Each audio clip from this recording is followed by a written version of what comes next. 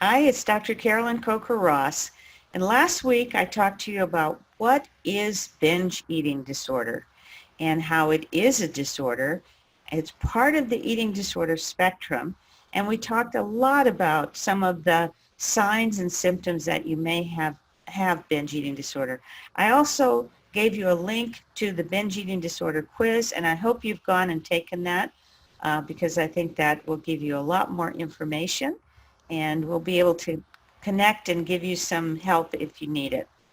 So today I want to talk about 5 ways to overcome resistance in binge eating disorder. So how do you get treatment for binge eating disorder? What is the best treatment for BED or binge eating disorder? And what are some of the biggest challenges that people with binge eating disorder face? So we'll be talking a little bit about that today, and then next week we'll bring a new topic. So first of all, let's talk about diet thinking and food confusion. So it's not unusual for individuals who have binge eating disorder to have tried every diet known to man: paleo, keto, Weight Watchers, Jenny Craig, etc. You know them all, from low fat to low calorie to meal replacement and low carb. It makes me dizzy just thinking about it. And some people become attached to doing it one way. It has to be the right way. But during treatment, they may be resistant then to having recommendations for what is a really healthy and normal way to eat. So diet mentality makes you think that you have to follow a certain fad diet in order to be healthy, happy, and successful. I think most of us know by now that that's not true. So what is food confusion?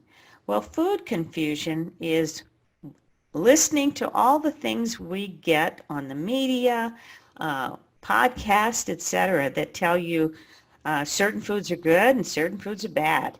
So food confusion is best handled with just taking it slow and doing simple changes in your eating plan, such as eating more fruits and vegetables and whole grains, using the plate method of filling up half your plate with vegetables, 1/4 with meat or poultry or fish, and 1/4 with a starchy vegetable like potatoes or lima beans or whatever, or yams, my favorite. So any issues with weight, if you have binge eating disorder, should be really managed after the binging is under control. Now, in binge eating treatment, we know that people can develop a healthy mindset around food and restore the joy of eating well, which is the whole purpose of eating. If we're not enjoying it, what's the point?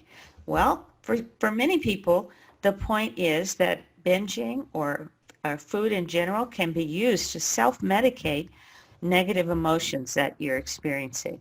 So here are some of the principles.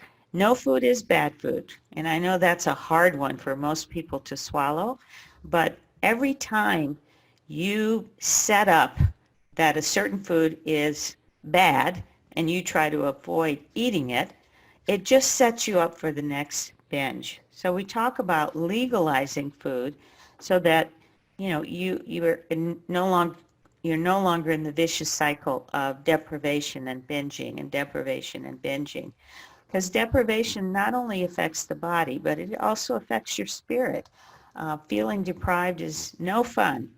And to help get away from diet thinking, variety is important. So variety is the antithesis of diet thinking. And then secondly, try your best to not judge. Don't judge what you're eating.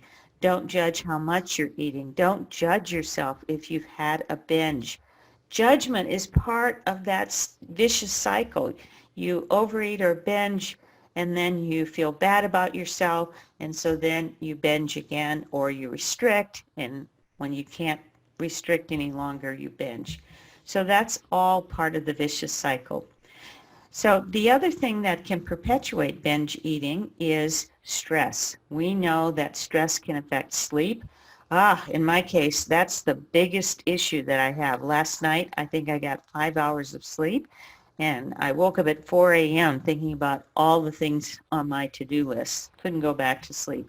It's hard when you can't sleep, and obviously it affects your emotions, which then affect your eating. So resistance in this area can be helped by using some stress management techniques such as acupuncture, massage, different supplements like the B-complex supplement we talked about in a previous video. You can also do yoga or meditation and simple breath work techniques, which I have also covered in a previous video here on YouTube. So think about the things that you can use to help deal with the stress that we all have. We can't get away from stress. But how can we get away from something that's maybe even more insidious than stress? And that is the focus on the thin ideal. We all know what it is. Like everybody in society, people with binge eating disorder are also exposed to this message that in order to be healthy and happy, you have to be thin. So it may be hard to accept feeling good about yourself, even if you're not in the thin ideal. So this is something that has to be worked on over time. It's not a quick and easy fix, unfortunately. Another place where people often have resistance is resistance to exercise. And many people have had what I call exercise trauma, where they've been told that they're too fat to be part of a team, or they shouldn't be doing this because of their size, or they've been embarrassed or bullied around exercise. And I've had a number of patients who've had those experiences. So that's part of the healing process, is to heal that exercise trauma that keeps you from being as active as you want to be. You know, it's really your choice how active you want to be. But not moving at all is kind of counter to what most of us feel and need for our bodies to feel good and energetic. So you have to think about it and see what works for you. And then another point of resistance is that inability that most women have to say no. So you may be one of those people who take on things that you shouldn't be taking on because your plate's already full.